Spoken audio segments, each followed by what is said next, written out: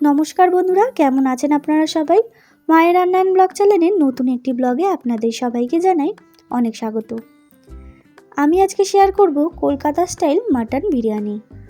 তো বন্ধুরা, অনেকেরই অভিযোগ বাড়িতে মাটন বিরিয়ানি রান্না করলে একেবারেই দোকানের মতো স্বাদ হয় না। আমার মতো পদ্ধতিতে একবার বিরিয়ানি রান্না করে খেয়ে দেখবেন, ভীষণই স্বাদ হয় এবং মাটনটাও ভীষণ জুসি হয়। তো চলুন দেখে নেওয়া যাক রেসিপিটা। তার আগে আমার চ্যানেল এখনও সাবস্ক্রাইব করা না থাকলে অবশ্যই সাবস্ক্রাইব করে পাশে থাকা বেল আইকনটা ক্লিক করে রাখবেন। প্রথমেই আমি এখানে আমার পরিমাণ মতো মাটন নিয়েছি। মাটনটাকে ভালো করে ধুয়ে পরিষ্কার করে নিয়েছি। এবার পালা ম্যারিনেশনের। দিয়ে দিচ্ছি পেঁয়াজ বাটা, তারপর দিয়ে দিচ্ছি আদা এবং রসুন বাটা, তারপর দিচ্ছি টক দই, এরপর দিয়ে দিলাম পরিমাণ মতো লবণ, তারপর দিচ্ছি কাশ্মীরি লঙ্কার গুঁড়ো, এরপর দিয়ে দিচ্ছি বিরিয়ানি মশলা। আমি এখানে ম্যারিনেশন করার জন্য বিরিয়ানি মশলার প্যাকেট ইউজ করছি। তারপর দিয়ে দিচ্ছি মিঠা আতর, এরপর দিচ্ছি কেওড়া জল,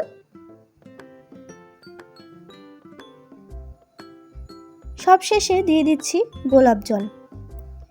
এবার সমস্ত উপকরণের সাথে আমি মাটনটাকে খুব ভালো করে ম্যারিনেশন করে রাখবো। আমি এখানে মাটনটাকে প্রায় 2 ঘন্টার জন্য ম্যারিনেশন করে রেখে দেব। তাতে কিন্তু খুব ভালো পরিমাণে মাটনটার মধ্যে মশলাগুলো ঢুকে যাবে। এরপর কিছু শুকনো মশলা নিয়েছি, গোটা মশলা নিয়েছি, গোলমরিচ, ধনে, গোটা গরম মশলা, সাজিরে, শামরিচ, স্টার, জায়ফল, জয়িত্রী।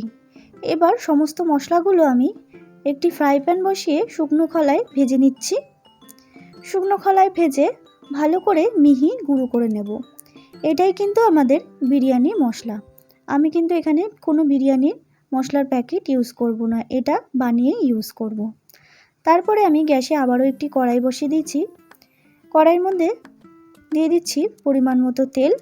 তেলটা গরম হয়ে আসলে দিয়ে দিতে হবে পরিমাণ মতো পেঁয়াজ কুচি। পেঁয়াজ কুচিটাকে ভালো করে ভেজে নেব। তো দেখুন বন্ধুরা, পেঁয়াজটা ভাজা হয়ে গেছে হালকা করে। এরপরে দিয়ে দিচ্ছি ম্যারিনেশন করে রাখা মাটনটা দিয়ে আমি ভালো করে পেঁয়াজটার সাথে মাটনটাকে কষিয়ে নেব। বিরিয়ানিতে মাটন যতটা ভালো কষানো থাকবে ততই কিন্তু ভালো টেস্ট হবে বিরিয়ানির।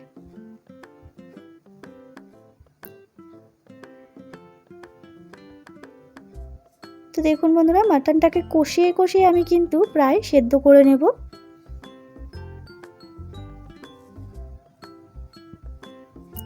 ওদিকে মটনটা কষুক, এদিকে আমি এখানে বিরিয়ানির চাল নিয়ে নিয়েছি। চালটাকে ভালো করে ধুয়ে পরিষ্কার করে ভিজিয়ে রেখে দিতে হবে 1 ঘন্টা থেকে আধ ঘন্টা মতো। তো দেখুন বন্ধুরা, এদিকে কিন্তু মাটনটাও আমার খুব ভালো করে কষানো হয়ে গেছে। দেখতেই পাচ্ছেন কতটা পরিমাণে জলও ছেড়ে দিয়েছে।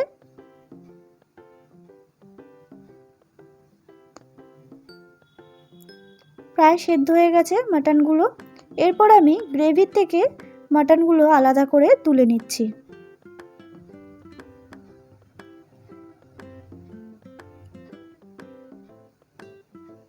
তো দেখুন বন্ধুরা, গ্রেভির থেকে মাটনগুলো তোলার পরে সেই গ্রেভির মধ্যেই আমি জল অ্যাড করে দিয়ে দিতে হবে কেটে রাখা বিরিয়ানির আলুগুলো। বিরিয়ানির আলুগুলো এর মধ্যে সেদ্ধ করে নিলে কিন্তু আলুটাও ভীষণ টেস্ট হয়।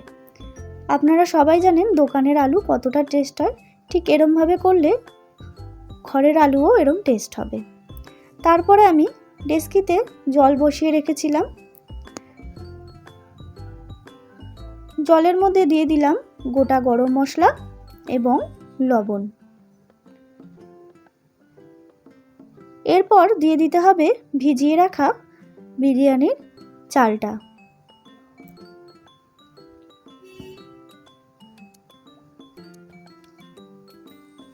তো দেখুন বন্ধুরা, বিরিয়ানির চালটা দেওয়া হয়ে গেছে, দেখতেই পাচ্ছেন। এরপর দিয়ে দিলাম সাদা তেল। সাদা তেল দিলে কিন্তু ভাতটা যখন হবে একটার গায়েও কিন্তু একটা ভাত লেগে যাবে না।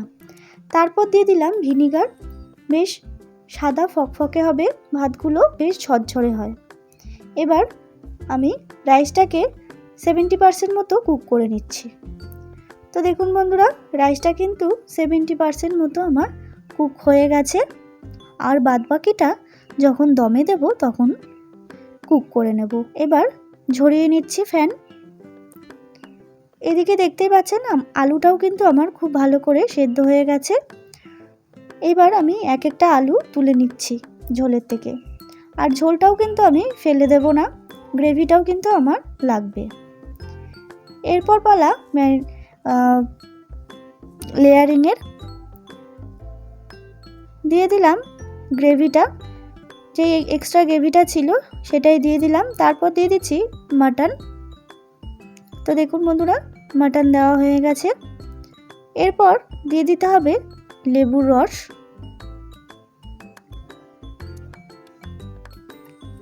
তারপর দিয়ে দিচ্ছি আলু বোখরা। আপনারা যদি আলু বোখরা না পান সেটা স্কিপ করে দিতে পারেন। এরপর দিচ্ছি খোয়া ক্ষীর। তো দেখুন, খোয়া ক্ষীরটা দেওয়ার পরে দিয়ে দিতে হবে পরিমাণ মতো দুধ। আমি এখানে দুধটা জাল দিয়ে রেখেছিলাম আগে থেকেই। তারপরে দিয়ে দিচ্ছি যে বিরিয়ানি মশলাটা আমি ঘরে বানালাম, সেই বিরিয়ানি মশলা। এরপরে দিয়ে দিতে হবে রাইসটাকে।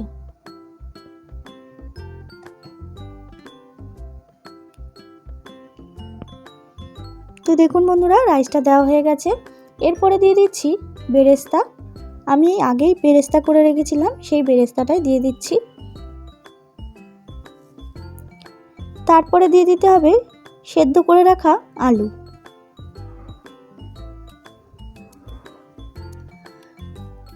আলু দেওয়ার পরে আবারও আমি একটুখানি বিরিয়ানি মশলা ছড়িয়ে দিচ্ছি। এরপরে আবারও দিয়ে দিচ্ছি রাইস।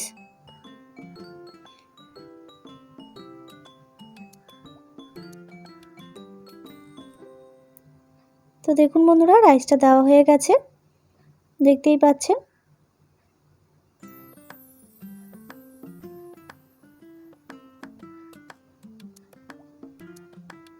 এরপরে দিয়ে দিচ্ছি কিছু মাটনের চর্বি। তারপর দিয়ে দিচ্ছি কেশর ভেজানো জল।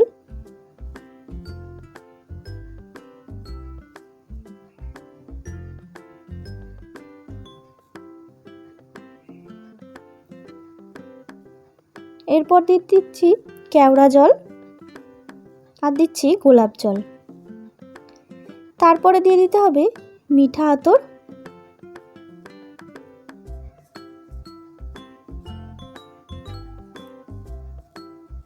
এরপরে দিয়ে দিচ্ছি পরিমাণ মতো ঘি। তারপরে আরেকটু বেরেস্তা দিয়ে দিলাম। এবার আমি হাঁড়িটা চাপা দিয়ে দেব। হাঁড়িটা চাপা দিয়ে আমি সরাসরি গ্যাসে নিয়ে যাচ্ছি। গ্যাসে আমি একটি চাটু বসিয়ে তার মধ্যে হাঁড়িটা চাপা দিয়ে বেশ আধা ঘন্টার জন্য দমে দিয়ে রাখলাম। আধা ঘন্টা পর ফিরে আসব। তো দেখুন বন্ধুরা, আধা ঘন্টা প্রায় হয়ে গেছে। আমার কিন্তু এদিকে বিরিয়ানি একেবারে রেডি হয়ে গেছে। এরপর দিয়ে দিচ্ছি আবারও একটুখানি ঘি।